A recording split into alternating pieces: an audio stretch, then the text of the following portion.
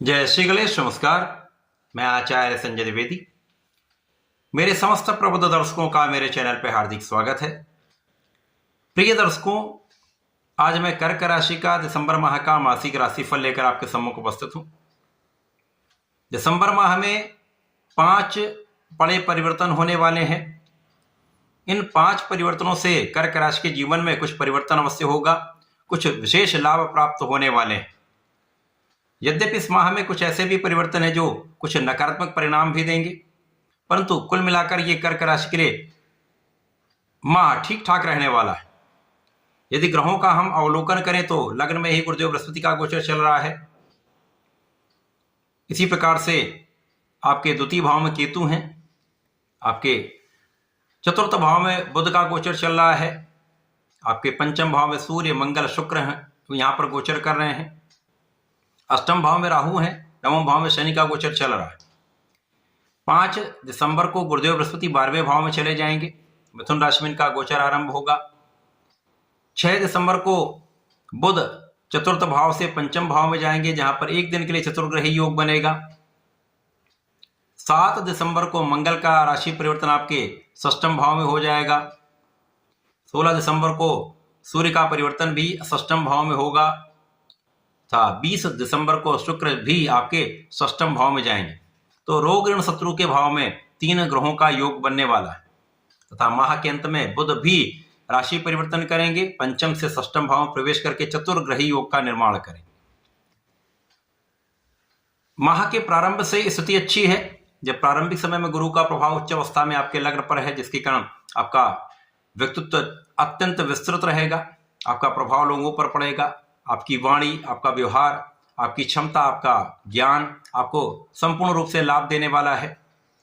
और इस पूरे माह में भाग्य का साथ आपको निरंतर प्राप्त होगा, यहां पर किसी प्रकार का कोई संदेह नहीं, क्योंकि शनिदेव जो अभी तक वक्री थे मार्गी हो चुके होंगे, जिसके कारण पूरे माह में शनि का सहयोग आपके भाग्य में वृद्धि करता रहेगा। तो बहुत सारी समस्याओं का यहां पर निराकरण होगा। तो लग्न प्रबल रहेगी, स्वास्थ्य समस्याएं कम होंगी, महाधन का महालाभ का आगमन अवश्य होगा, परंतु कुछ समस्याएं भी यहां पर आएंगी।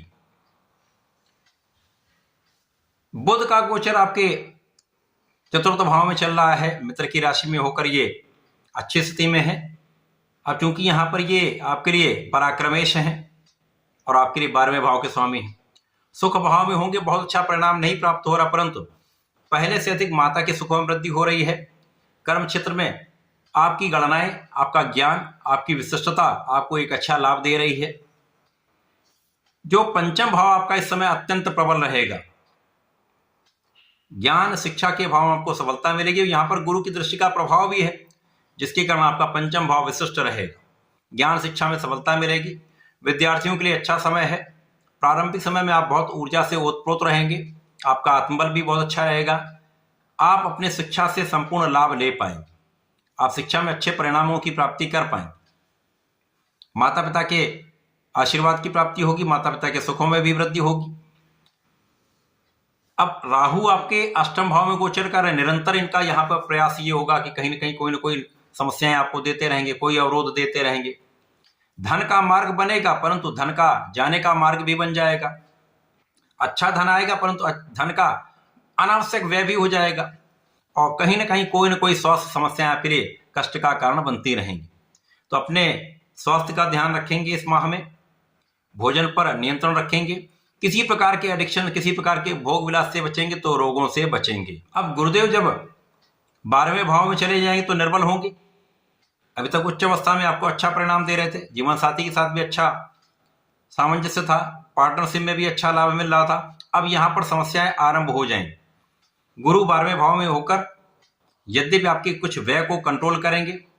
जो लोग बाहर रहकर कार्य कर रहे हैं, जैसे जैसे ये परिवर्तन आगे बढ़ेगा, बुध पंचम में जाएंगे, मंगल षष्ठम भाव में जाएंगे।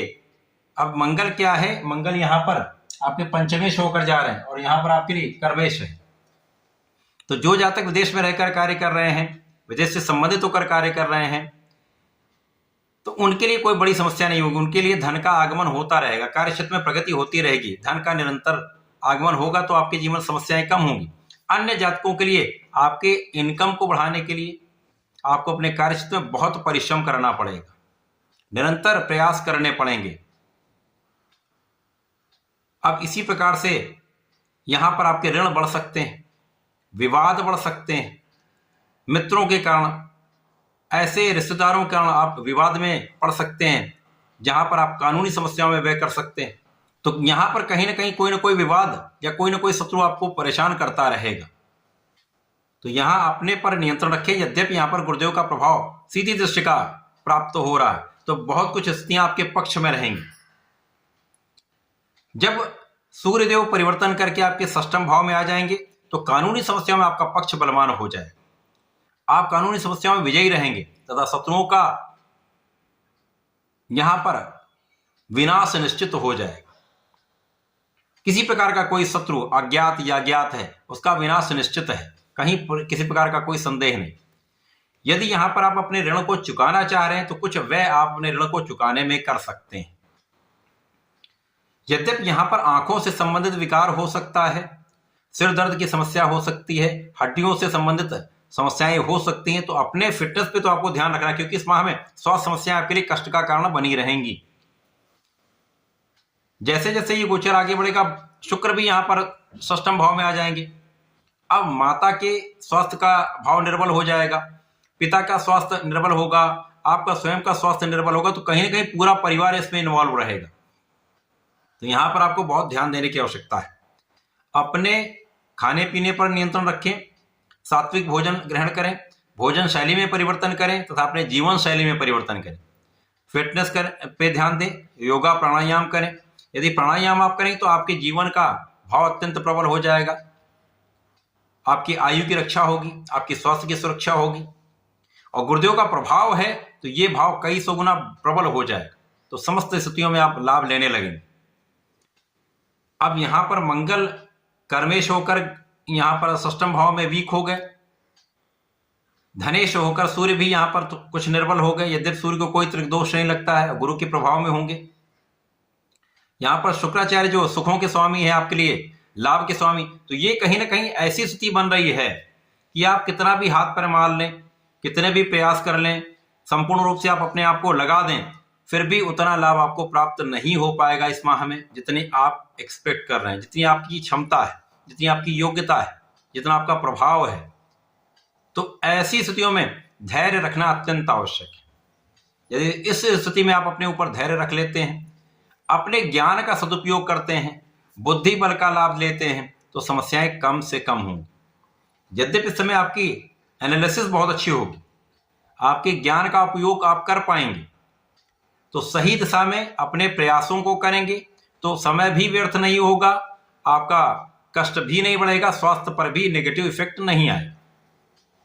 इस माह में अपने को स्थिर बनाए रखें, मन को स्थिर बनाए रखें, ईश्वर का ध्यान करते रहें, अपने इष्ट का ध्यान करते रहें तथा प्रतिदिन भगवान गणपति की आराधना करें। संकट नाशन गणेशोत्तम का पाठ करें अथवा गणेश अथर्वशीर्ष का पाठ करें। यदि आप नहीं कर पाते हैं तो ओम गंग गणपतये नमः का एक माला का जप नित्य करें तथा प्रतिदिन भगवान भोलेनाथ को जलार्चन करें। यदि नित्य संभव ना हो तो प्रत्येक सोमवार को भगवान भोलेनाथ पर गंगा जल मिश्रित जल से अभिषेक करें, थोड़ा सा दूध अर्पित करें तथा श्वेत मिष्ठान का अर्पित करके चंदन की सुगंधि का अर्पण करें। इस समय का विशेष लाभ आपको प्राप्त होगा, स्वास्थ्य समस्याएं भी दूर होंगी, धन का आगमन भी होगा, धन का संचय भी आप कर पाए। तो ऐसा करके इसका लाभ लें। धन्यवाद, नमस्कार।